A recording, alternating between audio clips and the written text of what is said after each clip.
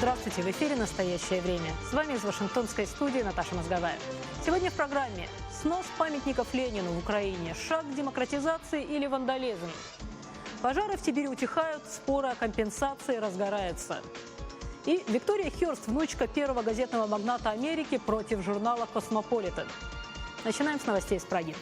Сергей? Спасибо, Наташа. События дня в настоящем времени из Праги. Я Сергей Дорофеев. Здравствуйте. Польша готова к более мощной поддержке Украины, ее обороны в случае эскалации конфликта на Донбассе. Выступая в Сейме, глава МИД страны Гжегош Схетина именно так обозначает приоритеты. Цитата: «Украина – элемент государственной политики Польши».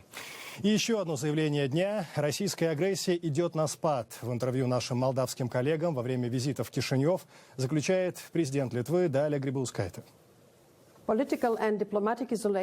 Россия находится в политической и дипломатической изоляции, и это будет очевидно на параде 9 мая.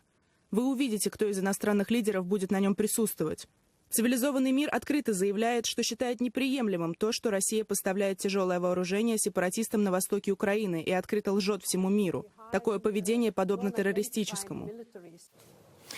Линия фронта – понятие не только географическое, это линия, разделяющая судьбы. Два ветерана Второй мировой, живущие в Ростовской области, вблизи украинской границы, впервые не смогут соблюсти давнюю традицию – поехать в Луганск, повидать однополчан. Сейчас между ними не просто российско-украинский кордон, а зона вооруженного конфликта. Как жизнь молодая, а?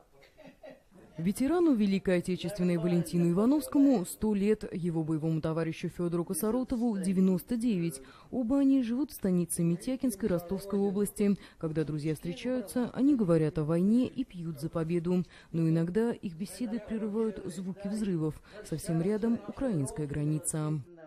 В каждой семье есть. Есть и у меня такие родственники. И в Луганске, и в Молодогвардейске, в Краснодоне, вот во всех этих ближайших городах. И, конечно, то, что там творится сейчас, очень тяжело переживать. Да, не ожидали мы этого, не ожидали. У обоих ветеранов десятки наград. У Ивановского в том числе медаль за отвагу. Но он признается, когда в соседнем Донбассе нарушается хрупкое перемирие, ему бывает страшно. Когда было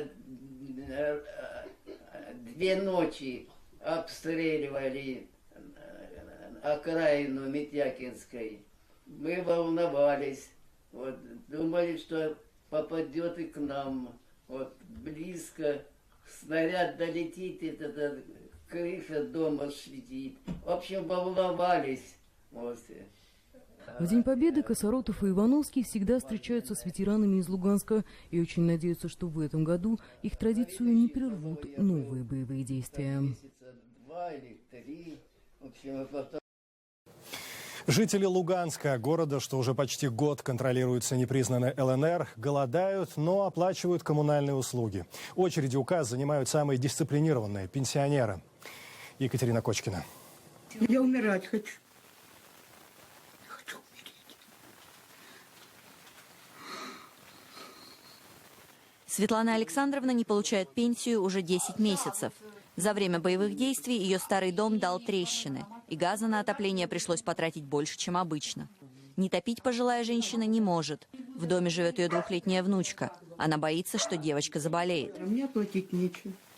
Ну вот когда будет, тогда. А когда это будет, я не знаю.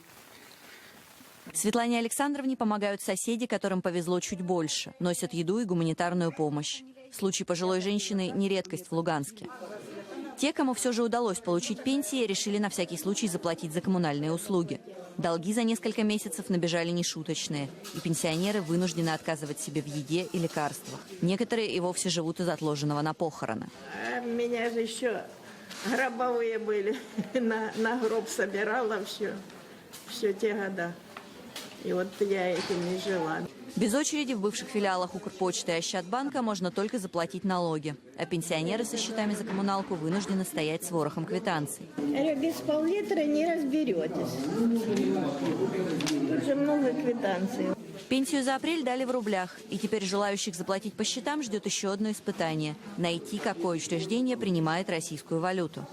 Их не берут. И ходила и до начальства, куда я не ходила, не обращалась. И так они не взяли меня. Я целый день простояла, пришла домой. Среди жителей Луганска пенсионеры оказались самыми подготовленными. Деньги копили заранее.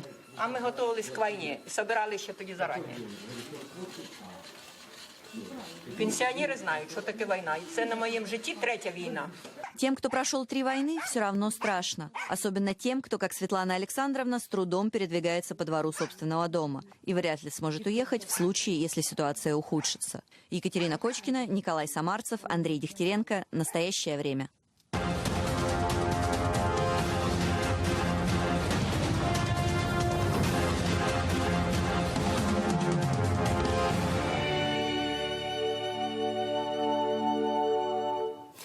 Недавние законы о декоммунизации раскололи украинское общество. Кто-то считает ленинопад надругательством над историей, а кто-то единственным путем к построению новой страны. Смотрите специальный материал «Рейтер». Эти кадры сделаны в Краматорске 18 апреля. Под крики «Давай!», перемежающиеся нецензурной бранью, с постамента на центральной площади сбрасывают памятник Ленину. Такая же судьба постигла статуи советского лидера в Киеве и Харькове. Во многих городах Украины жители принялись досрочно исполнять еще не вступивший в силу так называемый закон о декоммунизации. Согласно этому документу, советские монументы должны быть демонтированы, а улицы и города, названные в честь деятелей того времени, переименованы. Российский МИД идею запрета коммунистической пропаганды осудил, обвинив Киев в использовании тоталитарных методов и переписывании истории. Авторы закона уточняют, он не будет распространяться на музеи, там советскую символику показывать можно, и на ветеранов наказывать за ношение военных медалей их не будут. В остальном депутаты настроены решительно. Этот закон требует сноса всего того огромного числа советских памятников, которые до сих пор нагло стоят в украинских городах. Мы будем вести эту войну всюду, где эти памятники есть, от Крыма до Донбасса. О том, насколько неоднозначную реакцию вызвал запрет в украинском обществе, можно судить по происходящему в Донецкой области. Если в Краматорске, что на севере, Ленина свергли, то в Новоазовске, что на юге, вождя мирового пролетариата, напротив, вернули на старое место, откуда сторонники декоммунизации сбросили его год назад. Варвары, конечно, уничтожили его, хотели уничтожить памятник, но мы его восстановили. Что делать с монументами после сноса, украинские власти пока не решили. Архитекторы уверены, выбрасывать их на свалку или переплавлять нельзя. Это надругательство над культурным наследием. Должен быть создан музей советской монументальной пластики, для того, чтобы хотя бы художники и скульпторы, которые будут работать в будущем, имели возможность поучиться у мастеров советской эпохи, то есть их стилю, их пластическим приемам, потому что кроме политической они имеют большую художественную ценность. Закон о декоммунизации не вступит в силу, пока его не подпишет Петр Порошенко. Украинские оппозиционеры уже заявили, что в случае, если президент не наложит вето, они обжалуют закон в Конституционном суде. Еще четверть века назад эти апрельские дни были красными в календарях школьников, студентов и трудовых коллективов. Если на большей части Украины день рождения Ильича сегодня календарный рудимент, то в Молдове отношение к красному вождю менее категоричное. Свидетельство тому, пусть не масштабное, но эмоциональное собрание с возложением цветов у гранитного монумента в Кишиневе.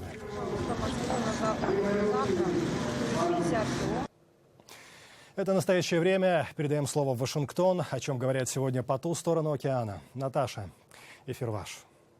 Спасибо, Сергей. Белый дом рассекретил информацию, согласно которой в результате атаки сил США на лагерь террористов Аль-Каиды погибли 2 заложников – гражданин США Уоррен Вайнштейн и гражданин Италии Джованни Липорта. Эта операция была проведена в январе вблизи афгано-пакистанской границы. В сообщении говорится, что во время планирования операции разведка не имела данных о том, что в лагере находятся заложники. Как президент и главнокомандующий, я беру на себя всю ответственность за все наши контртеррористические операции, в том числе и ту, которая унесла жизни Уоррена и Джованни. Я крайне сожалею о случившемся. От лица правительства США я приношу самые глубокие извинения семьям погибших. По сообщению Белого дома, в результате операции погибли также 2 дополнительных гражданина Америки, которые были боевиками Аль-Каиды.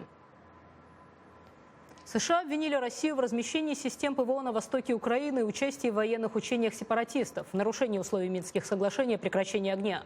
Представитель Госдепартамента Мари Харф заявила, что речь идет о самой крупной концентрации российских систем ПВО с августа прошлого года. Она отметила, что все более сложный характер учений и использование в них российских беспилотников, цитата, не оставляет сомнений в том, что в них участвует Россия.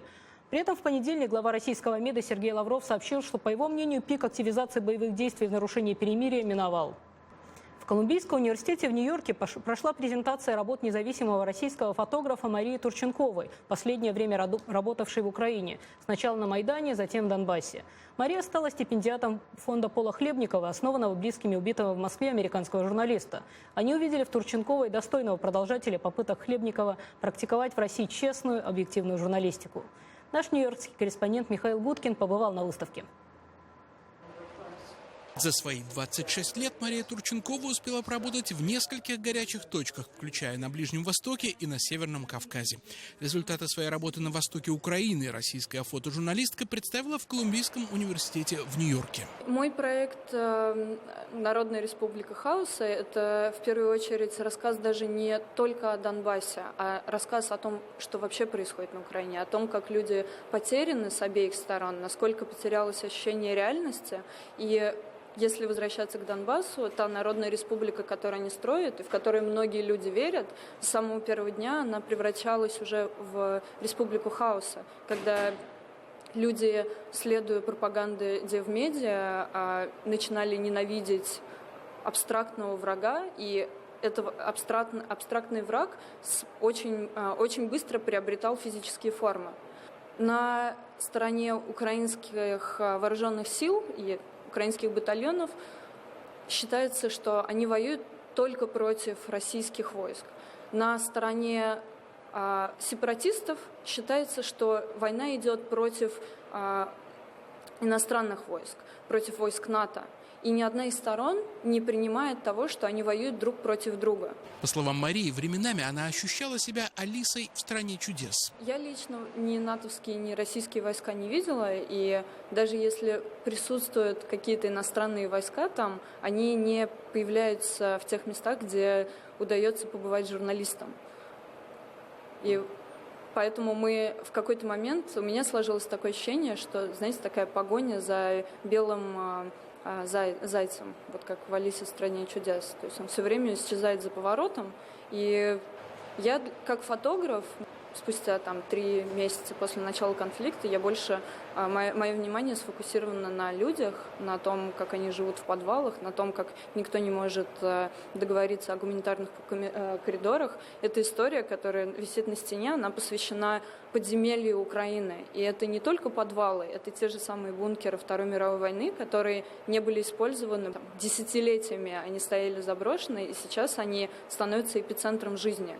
Потому что людям наверху жить страшно. В своей работе Мария Турченкова старается следовать принципу объективности. Она не раз пересекала линию фронта и работала по обе ее стороны. Именно ее профессиональная честность привлекла фонд Пола Хлебникова, стипендиатом которого Мария стала в этом году. К несчастью, в конфликте в Восточной Украине очень трудно разобраться в правде. И системы пропаганды с обоих сторон очень бывают изощренной. И мы увидели ее фотографии, ее биографию и работу, которую она вела, и просто были полные уважения к ней. И считали, что через эти фотографии люди могут лучше понять весь ужас и правду того, что происходит в Восточной Украине, и что это нужно перестать как можно быстрее. По словам Питера Хлебникова, Марию Турченкову помимо честности отличает еще и храбрость. Эта удачная комбинация, возможно, помогла спасти жизнь коллеги Марии, французского журналиста Бенуа Виткина. Бенуа рвался в самое пекло, а Мария была чуть дальше, и она ему крикнула: «Уйди оттуда, ты у меня в кадре!» И как только он ушел, ровно на том месте разорвался снаряд. Поэтому я говорю, что она спасла его жизнь. Этот момент Мария запечатлела на снимке. Вам страшно было там? Больше страшно за людей, на самом деле. мне за себя, у меня какой-то иммунитет. Мне не так страшно. Михаил Гудкин, Сергей Гусев. Настоящее время из Нью-Йорка. По сообщениям СМИ, власти Москвы согласовали проведение в столице националистами первомайской демонстрации под лозунгом «За права и свободы русского народа и коренных народов России». Лидер объединения «Русские» Дмитрий Демушкин полагает, что в акции примут участие 3000 человек.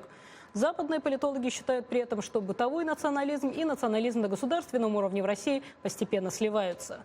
В причинах и возможных последствиях этого явления пытались разобраться участники прошедшей в Вашингтоне конференции, на которой побывал наш корреспондент Вадим Алиничев. О национализме и его разновидностях написаны тысячи книг. Специфика России, считают западные аналитики, заключается в том, что национализм в ней насаждается сверху. Россияне больше доверяют властям, чем общественным организациям. Поэтому националистические группировки страны малы, разобщены и не имеют потенциала для роста. Не поощряют их и власти РФ, стремясь сохранить государственный контроль над ними. Следствие подобной парадигмы, отметил американский аналитик Пол Гоббл, в том, что в течение вот уже 1000 лет жители России не могут ответить на вопрос, что это значит – быть русским. Слишком много существует неясных определений и гипотез, из которых невозможно вывести стройную формулу.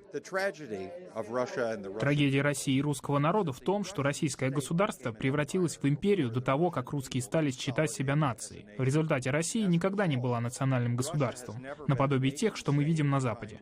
Вместо этого Россия стала государственной нацией. По такой схеме в ней строятся все отношения власти и народа, и слишком часто это приводит к негативным последствиям. Пол Гоббл, на протяжении многих лет работавший консультантом Госдепартамента по народам СССР, находит этому феномену России следующее объяснение. Могущественные империи Евразии, испанская, австрийская, османская, придя в упадок и потеряв колонии и земли, не исчезли, а превратились в однородные этносы, занимающие относительно небольшие территории. Аналогичным образом должна была развалиться после Первой мировой войны и Российская империя. Но усилиями большевиков, осуществивших революцию, Россия не отказалась от своих земель в Сибири и на Кавказе. Ее лидеры продолжают культивировать имперские амбиции и территориальные претензии. Однако на российских землях проживает почти 200 различных народов, многие из которых не ассимилированы. Сделать их русскими советской власти так и не удалось, но многие в результате таких усилий утратили самоидентификацию. Мы только начинаем понимать, говорят гости из России, насколько разрушительной для общества была советская система. Идеологическое брожение, начавшееся в годы перестройки, продолжается по сей день и закончится, скорее всего, только через несколько поколений. В российском обществе все чаще слышны разговоры о некой русской цивилизации. По мнению участников конференции, этот термин поощряется Кремлем намеренно. Он позволяет идеологически сопоставлять Россию не с отдельными странами, а с целой Европой или даже всей западной цивилизацией. Вадим Алиничев, Андрей Дегтярев. Настоящее время. Вашингтон. Время передавать слово коллегам в Праге. Сергей? Корреспондента российского Первого канала Михаила Акинченко заподозрили в поджоге травы в Хакасии, республике, пострадавшей от пожаров. Полицейским сам журналист объяснил, это нужно было для того, чтобы снять фон. Первый канал уже признал халатность сотрудника и принес свои извинения. Между тем, сегодня в Хакасии хоронили погибших от пожаров. Александр Касаткин. Христос воскресе из мертвых, смерть поправ. В хакасском селе Новоенисейка хоронят погибших. 74-летняя Раиса Почекутова спастись от огня не успела. За 5 минут сгорал дом. 5 минут. Вот так вот голова закружилась, куда бежать. Все, человек погиб. Местные жители говорят, не всех еще нашли. Вот тут бабушка жила. Вот, сгорела, нашли недавно. Позавчера, по-моему, вчера хоронили. В подполье пряталась. Парень в конце улицы сгорел, спал после работы. Главной причиной смертей жителей села считают внезапность и скорость, с которой все произошло. Огонь пришел с полей неожиданно, а единственной системой оповещения в деревне были лишь крики соседей. Меньше чем за час больше 100 домов сгорело дотла. Сейчас в Хакасию из многих регионов России поступает гуманитарная помощь. Ее привозят добровольцы. Эта машина приехала из Томска в поселок Копьево, где сгорел 151 дом, 2 человека погибли, а 348 пострадали. Пальто одела. Даже в галошах осталось пальто. Мужу куртку схватила, барсетку его с документами и сумку свою с документами. И больше ничего, все сгорело сразу же. Жители Петербурга собрали для пострадавших 2 тонны груза, но отделение МЧС отказало им в транспорте. После того, как ситуация получила огласку, доставку все же пообещали. Мы обратились, они сказали, что у них нет средств, потому что все на Донбассе. Но так как эту информацию потом узнала какое-то другое их отделение, они сразу начали перезвонить, говорить, что мы дадим вертолет. Ну, то есть тоже пока непонятно, скорее всего, от Москвы. Но мы его вам дадим, все, только успокойтесь. Пострадавшие ждут обещанных компенсаций от властей, однако не все могут на нее рассчитывать. Многие не оформляли свои постройки как жилье или просто не успели этого сделать. Мы хотели в понедельник, уже все у нас было приготовлено, идти в БТИ регистрировать, а в воскресенье сгорело. Вот у нас осталось на землю только бумага, разрешение на строительство, паспорт я хоть свой вынесла, остальное все сгорело. Вот как тушили, так выскочили и все. Но теперь мы не прописаны, дом в собственности не числится, мы никто. Граждане, которые проживали официально, но не были прописаны, будем доказывать в судах, что они фактически проживали. Судебные процессы, конечно, займут время, сами судебные процессы будут быстро проходить, но потом, чтобы решение вступило в силу, по закону полагается месяц. Но, может, в связи с такими обстоятельствами что-то решат. Пока же люди продолжают разбирать то, что осталось на месте их домов. Каждый день они приходят на попелище, и иногда им удается найти в завалах остатки своих вещей или стройматериалы, которые могут пригодиться для восстановления нормальной жизни. Ладно, пойдем мы уже в баню мыться куда-нибудь. Александр Касаткин, Валерия Остроумова, Мелани Бачина. Настоящее время. В Крымске, городе на юге России, в Краснодарском крае, новые судебные процессы. И на этот раз от людей требуют вернуть компенсации государства за жилье, разрушенное во время наводнения 2012-го. Такие послания, а постановления судов люди называют письмами счастья, получили более 120 семей. За неполных 3 года после наводнения Крымск почти вернулся к обычной жизни. О трагедии напоминает лишь монумент в центре города, да покосившиеся дома на окраинах. К тому же о Крымске в последнее время почти не слышно. Вроде как дома отстроили, семьи расселили, а все пострадавшие от наводнения начали новую жизнь. Краснодарское министерство обороны и чрезвычайных ситуаций сейчас в массовом порядке обжалует решения, согласно которым затопленные дома были признаны аварийными, несмотря на то, что многие из них уже давно снесены. Они утверждают ГО ЧС, вот она выступает, не паникуйте, все будет хорошо. Через 3 дня людям приходят эти письма. Как? Зачем вы обманываете? Причем первое решение об отмене выданных жилищных сертификатов уже есть. Максим с Ириной 2 года добивались компенсации. После решения суда они переехали в Краснодар. Удалось купить небольшую однушку. Буквально через месяц им пришло письмо с требованием вернуть всю сумму, полученную от государства. 1 миллион 120 тысяч рублей.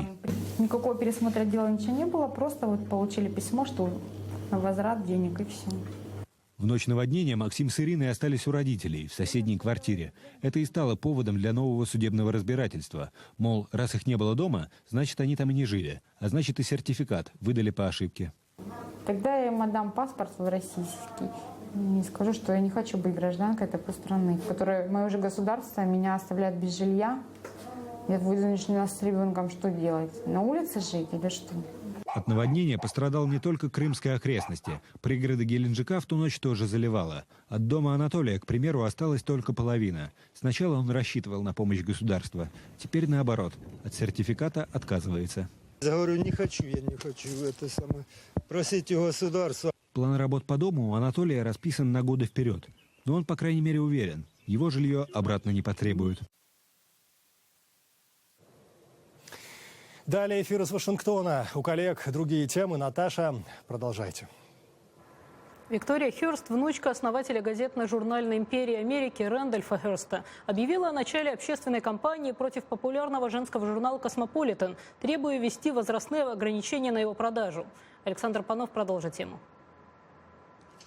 «Восхвалим Всевышнего в молитвах» – так называется движение, основанное 51-летней Викторией Хёрст, внучкой первого газетного магната Америки, называющей себя заново рожденной христианкой. Вместе с Национальным центром по противодействию сексуальной эксплуатации и заручившись поддержкой медиков, психологов и гинекологов, представительница клана Хёрст объявила: «Космо», популярное сокращение слова «космополитен», наносит вред юным американкам.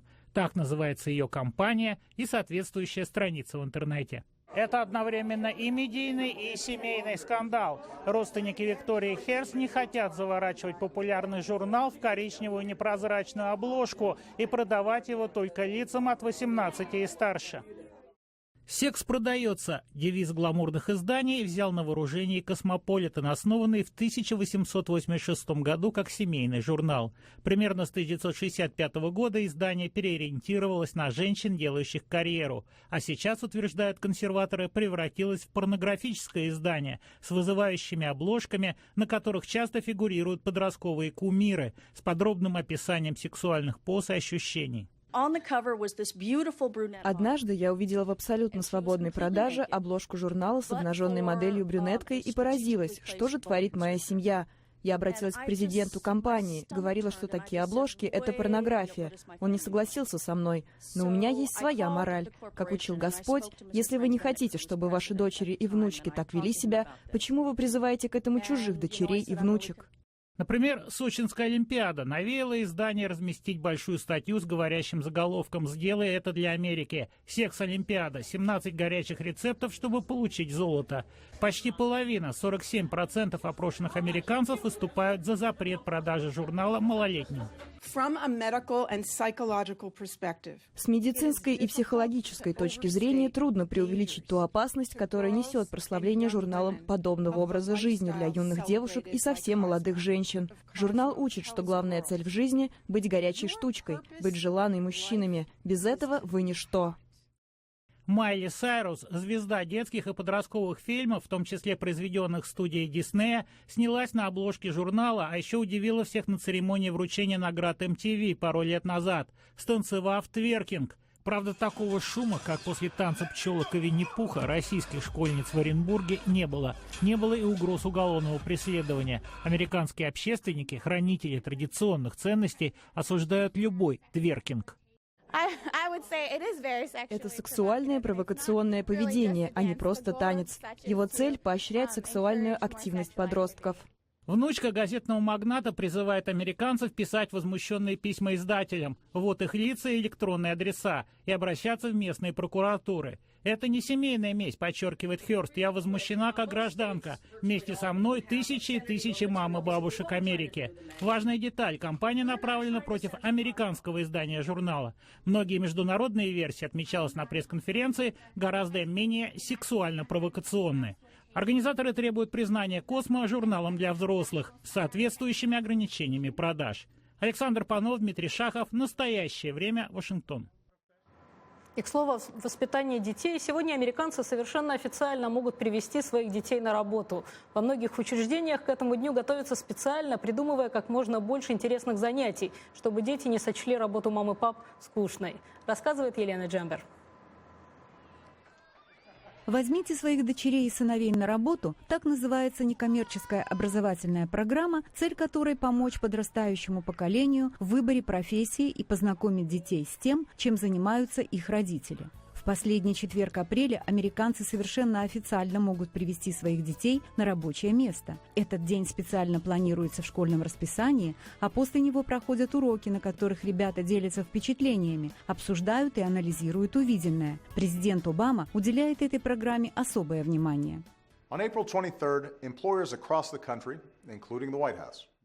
В этом году «Возьмите своих дочерей и сыновей на работу» приходится на 23 апреля, и работодатели по всей стране, в том числе и Белый дом, будут в нем участвовать. Возможность узнать, чем ежедневно занимаются взрослые в своей жизни, увидеть, как папа работает в офисе или мама в лаборатории, как дедушка руководит семейным бизнесом, имеет большое значение для подрастающего поколения. Ежегодно до 37 миллионов детей и родителей принимают участие в этом мероприятии, и задействовано в нем 3,5 миллиона рабочих мест по всей стране. Елена Джамбер, Вашингтон. Настоящее время. На пути из Франции в США находится фрегат «Гермиона». Точная копия корабля, на котором свыше 230 лет назад молодой французский офицер маркиз де Лафайет совершил плавание в Америку, где впоследствии участвовал в войне за независимость. Строительство судна продолжалось 17 лет, обошлось Франции в 25 миллионов евро. «Гермиона» планирует достичь берегов США в начале июня. На этом наша программа подошла к концу. Мы благодарим наших коллег в Праге и прощаемся с вами. И с ними до завтра. Сергей? Мы благодарим коллег в Вашингтоне и всех наших зрителей также. Смотрите нас в социальных сетях и в эфире своих национальных телеканалов. В настоящее время Сергей Дорофеев. Всего доброго. До свидания.